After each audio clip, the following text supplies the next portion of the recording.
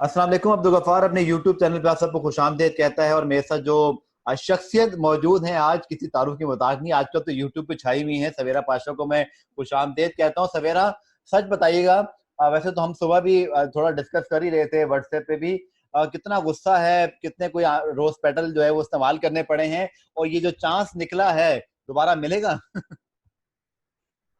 सबसे पहले तो अस्सलाम वालेकुम आपके सारे व्यूअर्स को, आपको अस्सलाम वालेकुम। गुस्सा बहुत है, नहीं टिश्यू बिल्कुल मैंने जाया नहीं किए, बिल्कुल मैं रोई नहीं हूँ, रोना वोना नहीं मुझे अब आता। एक जमाना था वो जबकि मैं ऐसी हो जाती थी, मगर अब जो है अब मुझे गुस्सा है। गुस्सा एक तो कल की परफॉर्मेंस का तो अपनी जगह है ही है गफ्फार, मगर गुस्से कल की परफॉर्मेंस के बाद से, उसके बाद से जो जो मैं कमेंट सुन रही हूँ, मैं जो बयानात सुन रही हूँ, मिसबाह उल हक से पूछा जाता है कि आप लोग क्यों हार गए, मुझे बटलर और वोक्स बहुत अच्छा खेले। अजहर अली से पूछा जाता है आप लोग क्यों हार गए, बटलर और वोक्स बहुत अच्छा खेले। मतलब बटलर और वोक्स तो खेलने ही आए थे, आप क्या करने आए थे? उन्होंने आके आपके हाथ बांध दिए थे या क्या किया था? बटलर और वोक्स ने थोड़े से क्या एग्रेसिव तरीके से खेलना शुरू किया, आपने पूरी फील्ड खोल दी। आप तो मतलब इतना बैकफुट पे आ गए, आप इतना डर गए, आपके पास एक किस्म का एक इंच का कोई प्लान बी नहीं था। और अगर प्लान बी था तो आई एम सॉरी वो कहीं एग्जीक्यूट नहीं हुआ। तो मतलब मुझे नहीं समझ आता, हर चीज का जवाब इस वक्त जो भी है ना, जो टीम पाकिस्तान की परफॉर्मेंस को बचाना चाह रहा है या जो उनकी गलतियों को छुपाना चाह रहा है, उसके पास सिर्फ यही जवाब है कि जी वोक्स और बटलर बहुत अच्छा खेले। बिल्कुल आपने ठीक कहा और यकीनी तौर पर आपको बहुत अच्छे तरीके से मीडिया को फेस करना, जवाब देना आना चाहिए। ये आपकी स्किल्स का, आपकी प्रोफेशनलिज्म का हिस्सा है। और सवेरा, इस तरह की थ्योरी से तो शान मसूद ने 156 रन किए थे, तो इंग्लैंड को दूसरी इनिंग में उनसे कम से कम 50 रन तो करा देने चाहिए थे, but they came up with the plan कि भाई वो शॉर्ट पिच पे फंसेंगे और हमने ऑब्वियसली देखा। लेकिन अगेन थोड़े से हम इस पूरे टेस्ट का अगर रिकैप करें सवेरा, तो बड़ा ही ड्रीम स्टार्ट मिला because we opted for two spinners, जो कि ऑब्वियसली इवेंचुअली मुझे तो समझ नहीं आई कि टू स्पिनर्स में से एक स्पिनर था कहाँ। हमने टॉस जीता और हमने 156 छानने किए, बाबर ने 69 किए, we put up a very decent total 326। तो ये एक पॉजिटिव है। लेकिन उसके बाद जो हुआ है, इवन इंग्लैंड के खिलाफ बॉलिंग हमारी बहुत अच्छी थी।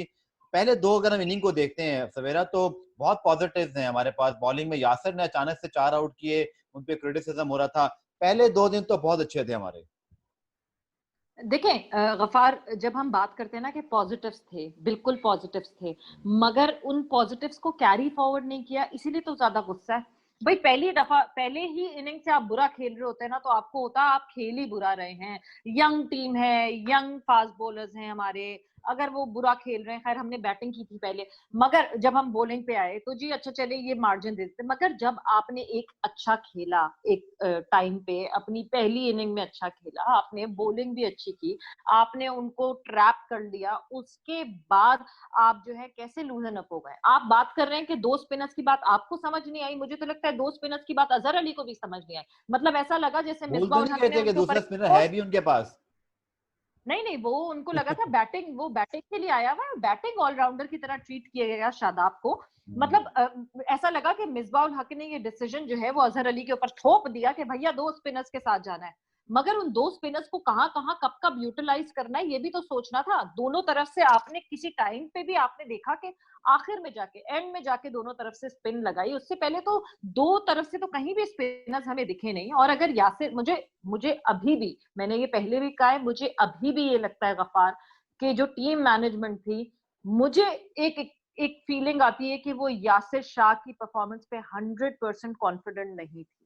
क्योंकि रीसेंट पास्ट में यासिर शाह ने थोड़ा सा पुट ऑन कर लिया था वेट, यासिर उस तरह की बॉलिंग नहीं कर पा रहे थे जिस तरह की बॉलिंग की यासिर ने पहली इनिंग में, जिस तरीके की बॉलिंग की, इट वाज आउटस्टैंडिंग। बहुत अरसे बाद वो वाले यासिर शाह फिर से दिखे जो कि पुराने वाले यासिर शाह थे। मगर मुझे लगता है कि टीम मैनेजमेंट को थोड़ा सा कॉन्फिडेंस कम था, जिस वजह से उन्होंने शादाब को साथ रखा कि हाँ जी शादाब कुछ करके दे देंगे। मगर शादाब, हम जब बार बार बात करते हैं कि शादाब टेस्ट के बॉलर ही नहीं, तो कोई वजह है ना। उसके बाद आप 11.3 से ओवर्स करवाते हैं शादाब से, तो ये तो आप अजहर खुद कर लेते, असद कर लेते, या फवाद को खिलाते तो फवाद कर लेते।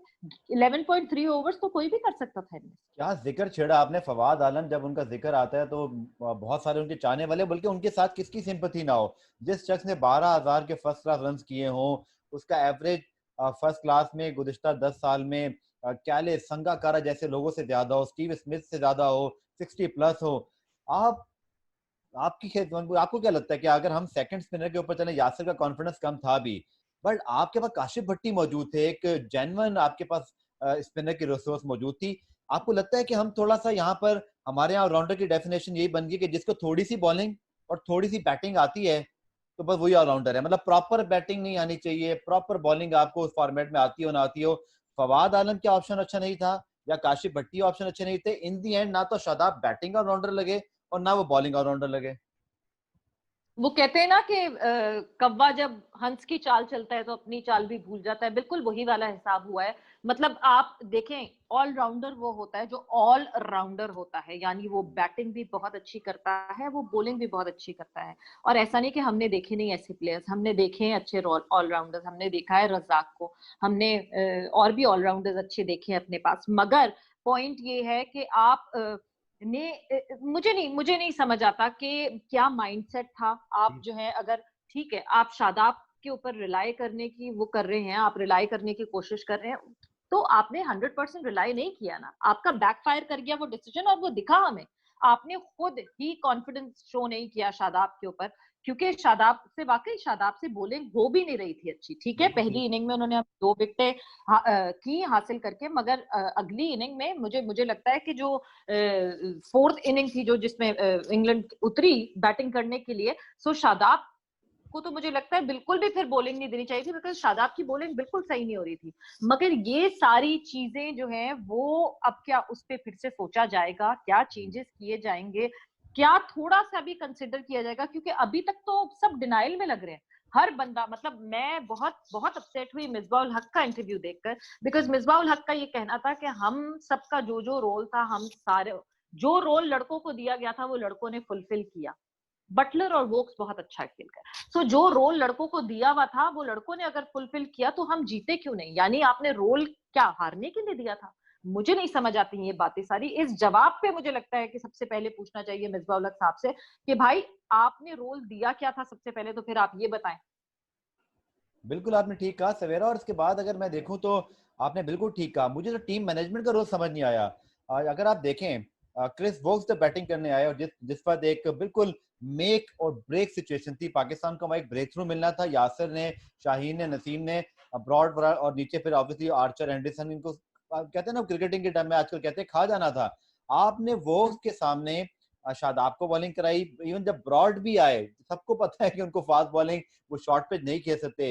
These are criminal blunders. आपकी मैनेजमेंट क्या कर रही थी चौथे दिन? जिनके रोल्स क्या हैं, मिसबा बैठे थे, यूनुस बैठे थे, वकार बैठे थे, मुश्ताक बैठे थे, ऐसे बैठे थे वो लोग स्टेडियम के अंदर, बालकनीज के अंदर, जैसे कि वो स्पेक्टेटर्स हैं, जैसे कि उनका काम सिर्फ मैच को एंजॉय करना है या वो मौसम को एंजॉय कर रहे हैं। आपकी स्लिप, आपको लगता है कि जब गेम कैरी नहीं कर रहा था, इवन जब 50 रन भी रह गए थे, एक आपका कैच सेकंड स्लिप में गया और वो कैरी नहीं हुआ, आपकी मैनेजमेंट कहां सोई थी जो कैप्टन को या प्लेयर्स को डायरेक्शन ही ना दे पाए?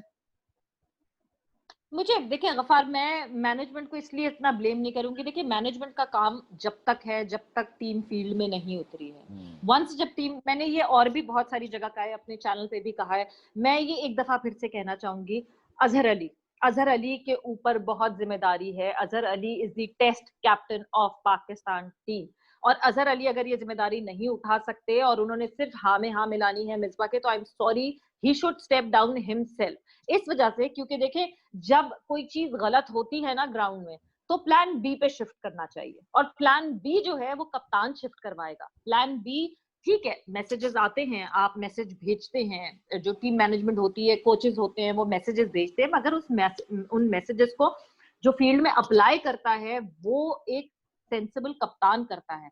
मुझे कहीं से सेंसिबिलिटी नहीं दिखी, मुझे कहीं से ना, जिस तरह अजहर अली ने बॉलर्स को यूज किया मुझे बिल्कुल वो सही नहीं लगा। जिस तरह अजहर अली ने फील्ड खोल के रखी, जितना डिफेंसिव अजहर अली थे, मुझे नहीं समझ आया कि ये मतलब एक एक थोड़ा सा कंट्रास्ट दिखा। मुझे लगा, देखें जब सेकंड इनिंग में बैटिंग करने आए ना, मुझे लगा कि क्योंकि 100 की लीड थी हमारे सर पे थी, ये जी 100 की लीड है, तो जो बैटिंग करने आए जब बैट्समैन, तो वो थोड़े से ओवर कॉन्फिडेंट थे। जिस तरह आबिद खेले, जिस तरह वो थोड़े से ओवर कॉन्फिडेंस मुझे दिखा उनकी बॉडी लैंग्वेज में। मगर अजहर की कैप्टनसी में मुझे बहुत ज्यादा डिफेंसिवनेस दिखी, ओवर कॉन्फिडेंस नहीं था। अजहर की जो मतलब एक अलग लाइन पे वो जा रहे थे और टीम एक अलग लाइन पे जा रही थी। जो डिफेंसिव अप्रोच है अजहर अली की, उसको बदलना पड़ेगा। एक तो वो खुद परफॉर्म नहीं कर रहे हैं, उसके बावजूद वो कैप्टनसी की पोजीशन पर हैं, उनके ऊपर इस बात का स्ट्रेस बिल्कुल है और वो दिखता है उनकी शक्ल से, वो बहुत स्ट्रेस्ड रहते हैं और वो नजर आता है सामने। जबकि अभी तो मीडिया ने कोई स्ट्रेस ही नहीं डाला था उनके ऊपर, जब तक मैच शुरू नहीं हुआ था बात ही सिर्फ हो रही थी मिसबाह, वकार यूनुस, यूनुस खान, मुश्ताक अहमद। बिल्कुल ठीक। अजहर अली की तो बात ही नहीं कर रहा था मीडिया। मतलब इंग्लैंड टीम खेलने जा रही है, टीम दौराए इंग्लैंड जो होता है उसमें कप्तान की कितनी बात होती है, आपको भी पता है गफार, मुझे भी पता है, हमने कितनी दफा दौराए इंग्लैंड की बात की और कप्तान की कितनी बात की, मगर अजहर अली की कोई बात नहीं हो रही थी बिफोर द मैच स्टार्टेड। यानी उनके ऊपर मेंटल प्रेशर मीडिया की तरफ से कोई भी नहीं था। उसके बावजूद, उस प्रेशर के बावजूद, if he is not able to perform as a सवेरा, बैट्समैन आपके एंड एज आपके इस सवाल से मुझे एक और आर्गुमेंट है। मुझे तो ये लगता है कि 2015 के बाद जब मिसबा की रिकमेंडेशन पर अजहर को कप्तान बनाया गया, टेरेबल रिजल्ट्स आए, अजहर की परफॉर्मेंस वनडे में खराब होती रही, टेस्ट में फिर इवेंचुअली उन्होंने वनडे छोड़ दिया, कैप्टनसी छोड़ दी। अब आपके पास कोई चॉइस नहीं थी, तो आप शायद इसलिए दोबारा अजहर को ले आए। आपको लगता है कि मीडिया तो तब डिस्कस करे ना जब कोई क्रेडेंशियल हो, जब किसी की कैप्टनसी के अंदर कोई इंप्रेसिव रिकॉर्ड रहा हो। मुझे तो लगता है मीडिया को खुद नहीं अभी तक ये समझ में आई कि अजहर अली की कैप्टनसी का जो मेरिट क्या है, वो किस बेस पर दोबारा से टेस्ट कैप्टन बने हैं, उनके कौन से वो कारनामे हैं। आखिरी 19 टेस्ट मैचों में 2 सेंचुरियां जनाब, 27 रन की एवरेज है, आपकी टीम में जगह बननी मुश्किल हो गई है। अगर वो कैप्टन ना हो तो शायद वो तीसरा टेस्ट से ड्रॉप हो जाए।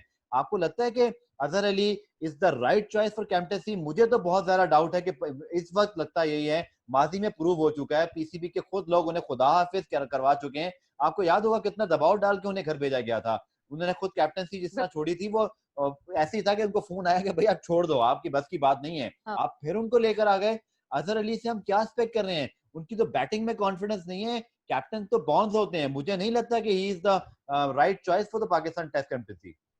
बिल्कुल बिल्कुल, मतलब मैं देखें जो आपने बात की ना कि अजहर अली को खुद नहीं यकीन होगा कि वो कप्तान बन जाएंगे फिर से, मगर अजीब सी एक अजीब सी चीज लगती है गफार, मुझे ऐसा लगता है कि कोई जिद है और उस जिद पे जी वो कप्तान बना के रखा हुआ है, उनको ये जिद है। और उस जिद पे चाहे पाकिस्तान क्रिकेट का कुछ हो, बेड़ा गर्क हो, ऐसी तैसी हो जाए, मगर उस जिद पे वो अड़े में हैं। अजहर देखें, अजहर को जो स्ट्रेस की हम बात करते हैं ना, आप अजहर को बैठे हुए भी, बाहर भी बैठे हुए देखेंगे तो वो आपको परेशान ही दिखते हैं। जब कैमरा उनके ऊपर कट होता है, कहीं ना कहीं वो he is in his thoughts और वो परेशान दिखते हैं। इंडियन कमेंटेटर इसलिए हादसा परेशान। ट्वीट करते हैं कि 70 रन पर ओपोनेंट कैप्टन का जो फेस या जो उनकी बॉडी लैंग्वेज थी वो ये थी जैसे 70 रन तो कुछ होते ही नहीं है। मतलब आपने ये जीता मैच जो हारा है। मुझे तो ये वो याद आ गया जो आपको याद होगा, पुरानी लैंगर की और गिलगिस की पार्टनरशिप हुई अभी रिसेंटली। हम जाकर जो है वो एक बेईमानी हो गई थी वेस्ट इंडीज में, वसीम अकरम बहुत अच्छी बॉलिंग कर रहे थे, सकलैम मुश्ताक, वो दुख अभी नहीं भूले थे। अभी ये श्रीलंका से जो हम 2 टेस्ट मैचेस बहुत क्लोज हारे, न्यूजीलैंड के खिलाफ तो हद ही हो गई कि हम उनके खिलाफ भी 120-30 नहीं कर सके। मुझे तो लगता है सवेरा ये जो टीम है ये मेंटली ना बिखर गई हो कि आप जब आप मुसलसल हारते हैं और इस तरह के मैचेस हारते हैं जो आपकी गिरफ्त में हो, आपका तो वो कहते हैं ना, winning and losing is the habit, ये हमारी हैबिट ना बन जाए। हैबिट तो बनती हुई लग रही है और हम बार बार जब बात करते हैं कि हमारे पास मिक्स आ गया, अच्छा यंग लॉट भी है, थोड़े से पुराने लड़के भी हैं, इनको इस आदत से बचाना पड़ेगा। बट जहां मैं अजहर की बात करी थी, मैं एक दफा फिर गफार भाई इस वजह से आऊंगी बिकॉज देखिए कप्तान का बहुत इंपॉर्टेंट रोल होता है। कप्तान गिरा हुआ होता है तो टीम गिर जाती है, कप्तान चढ़ा हुआ होता है तो टीम चढ़ जाती है। अजहर अली को क्या सेल्फ कॉन्शियस अपना तंग नहीं करता होगा? एक खिलाड़ी जिसने पिछली 10 इनिंग्स, जो अगर मैं एशिया से बाहर बताती हूँ उनकी 10 इनिंग, तो उनकी 10 इनिंग्स हैं 0, 2, 6, 0, 15, 39, 5, 9, 9, 0। ये क्या अपना ये स्कोर नहीं है, टेलीफोन नंबर बता रही हैं आप। ये टेलीफोन नंबर ही लग रहा है। और अजहर भी यही सोचते होंगे कि मतलब इस परफॉर्मेंस पे अगर मुझे कप्तान बना दिया गया है तो कोई तो बात होगी जो मैं कप्तान बन गया हूं, बट वो कोई बात वो खुद भी ढूंढ रहे हैं अब तक। आपको सो मुझे आई भी एम नहीं पता सॉरी। वो कोई बात, नहीं, वो मीडिया उनको को भी खुद नहीं नहीं पता। पता तो हमें कहां से पता होगी? जब वो तो अभी खुद ढूंढ रही है कि मुझ में ऐसी बात किया जो मैं कप्तान बन गया हूं। क्योंकि जब आपके बैकहैंड पे परफॉर्मेंसेस नहीं है, फिर मुझे ये लगता है कि क्योंकि कैप्टनसी से सरफराज को हटाया गया था, you wanted someone to take that place, और कोई अवेलेबिलिटी आपको दिख नहीं रही थी, तो आपने कहा चलो भाई वो जो पुराना कारतूस चलाया था उसी को वापस बुला लो। जबकि वो लास्ट टाइम भी फेल हुआ था। तो मुझे नहीं समझ आता कि किस माइंडसेट पे चल रही है टीम मैनेजमेंट और क्या सोच रही है team management, but I hope कि आगे आने वाले टेस्ट मैचेस में हमें बेहतरी चलिए दिखे। आखिरी दो और सवाल वगैरह आपने, हाँ प्लीज। अगर उम्मीद जगा रहे हैं तो जीते, वरना खुदारा शुरू से ही उम्मीद ना जगाए।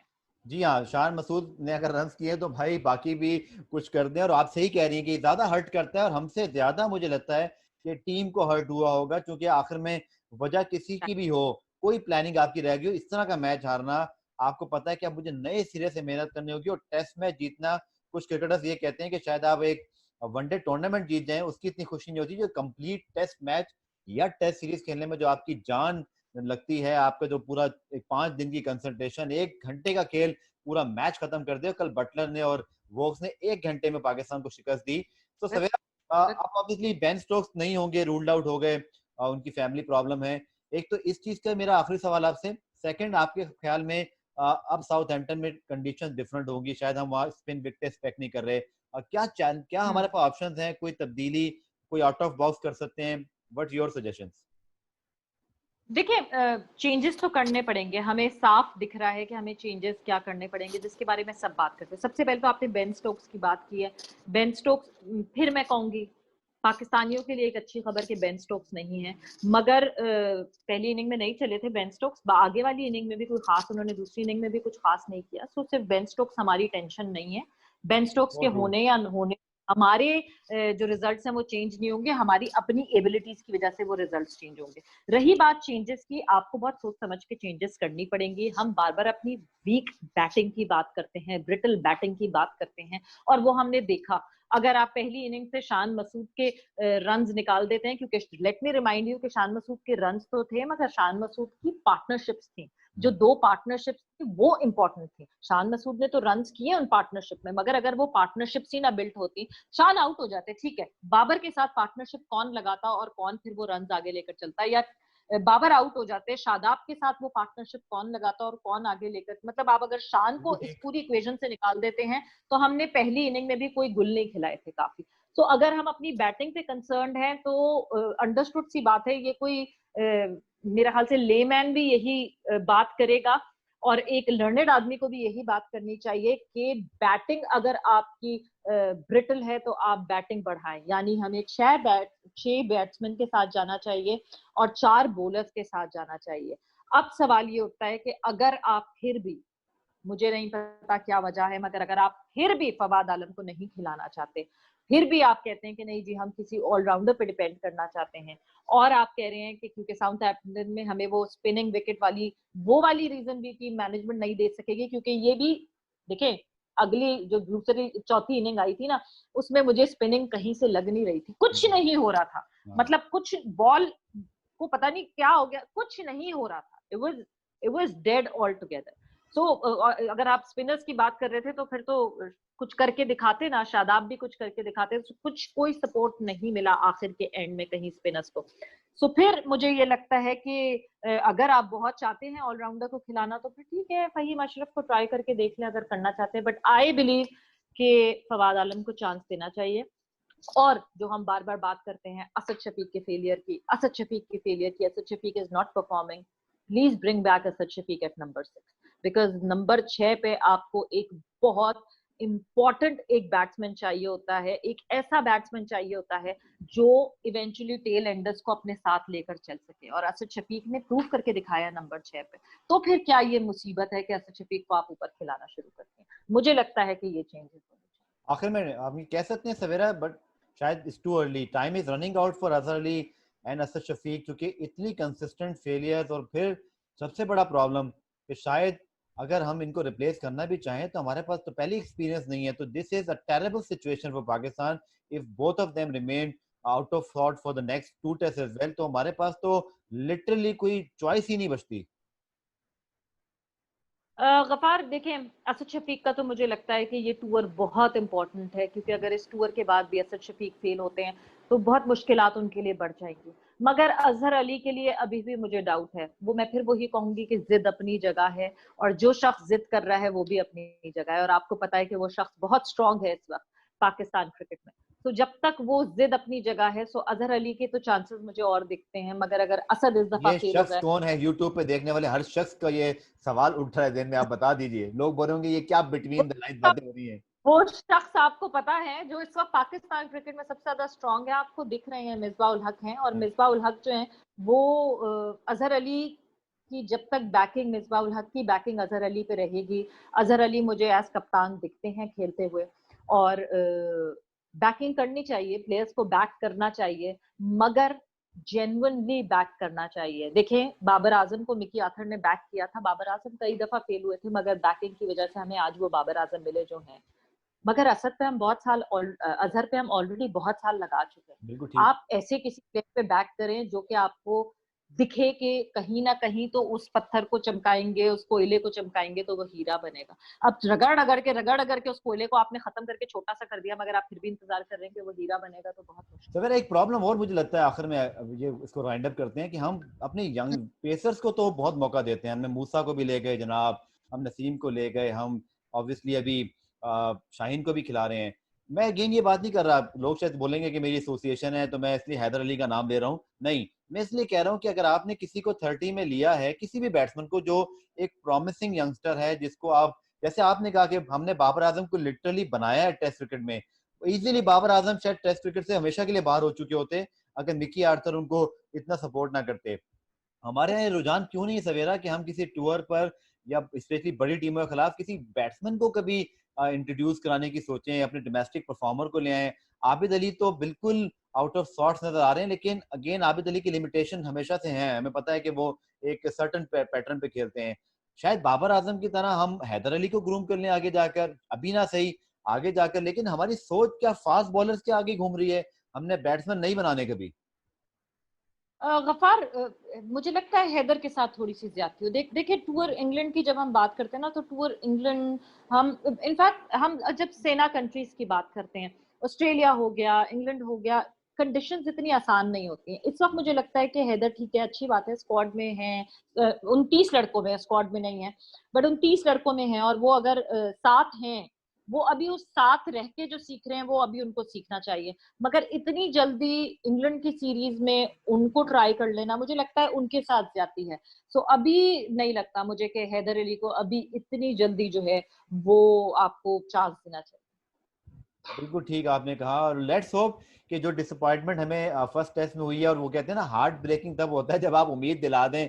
बिल्कुल भाई, आप ठीक कह रहे हैं, सवेरा ने ठीक कहा कि सेकंड टेस्ट में अगर जीतना हो तो फिर शुरू से अच्छा खेल दीजिएगा। अगर ये दुख दोबारा देंगे तो मुझे नहीं लगता कि फैंस बेचारे क्या रिएक्शन करेंगे। आज संडे का दिन था, जिसने जो सोचा था, आज पूरा दिन घर बैठ के बोर हो गए हम लोग और मूड खराब।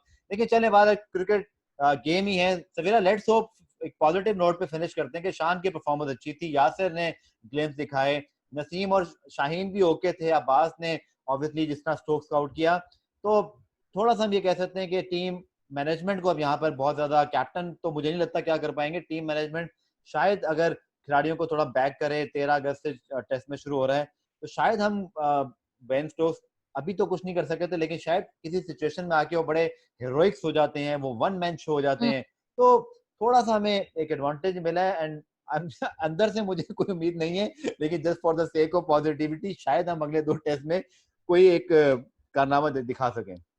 मैनेजमेंट का काम बहुत बढ़ गया। मैंने जैसे आपको बताया था कि कैप्टन का काम जब शुरू होता है जब वो फील्ड में उतरता है, मगर जब फील्ड से बाहर टीम होती है तो टीम मैनेजमेंट का सबसे ज्यादा काम होता है।